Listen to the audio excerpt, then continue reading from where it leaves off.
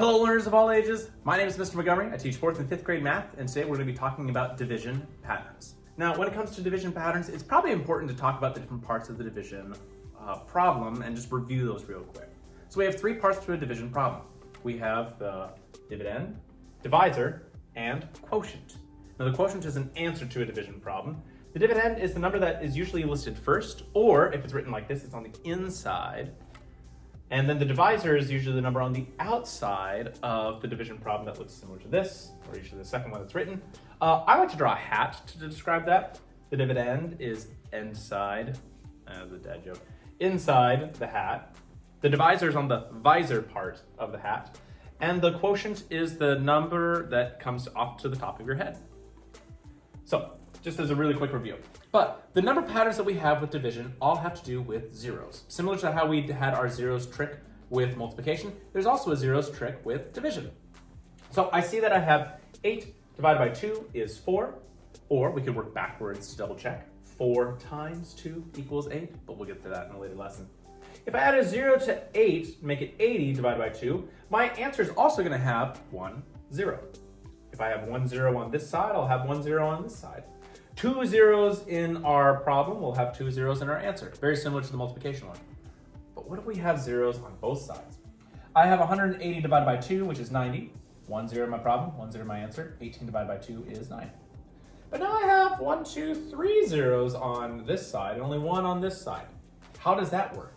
When it comes to division, you cross out the zeros and they cancel each other out on one side. So I have 1,800 divided by 20. Well, I'm trying to simplify as much as possible. So I'm going to cross out one of these zeros on 20 and one of these zeros on 1,800.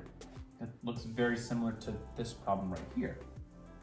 Same with these two. I'm going to cross out these two on the 200 and I'm going to cross out 2 on the 18,000. Well, now again, I have 180 divided by 2, which still equals 90. So let's take a look at a modified example. I have 500 divided by 50. Well, 50 has 1 0, so I'm going to cross that out. That means I'm going to cross 1 0 out on the 500. So now I have 50 divided by 5. Well, I have 1 0 in my problem, 1 0 in my answer, and 5 divided by 5 is 1. So my answer is 10. And you can do it the exact same way when it's written like this. So I have 2 zeros over here, 1 0 over there. I'll cross out the 1 0 on one side, 1 0 on the other side, and now I have, well, 80 divided by 4. Well, I'll have 1 0 in my problem, 1 0 in my answer, and 4 can go into 8 how many times? Well, let's count up. 4, 8, that's 2 times. So my answer is 20. So let's look at this problem. I have a variable, and I don't know what the variable is, but I can use my context clues to help me figure it out. So I started off with 2 zeros on this side, and I only have 1 0 on this side, which means I had to have gotten rid of a 0 on this side. That means n has to have 1 0. And how do I get from 35 to 7? Well, 35 ends in 5, which means that if I multiply by 5, I can get to it. So 7 times 5 is 35. So I'm going to put a 5 here. Let's test it out. 3,500 divided by 50. Well, first thing I would have to do is cross out 1 0 on the 50 and 1 0 here. And now I have 1 0 in my problem, 1 0 in my answer. 35 divided by 5 is 7.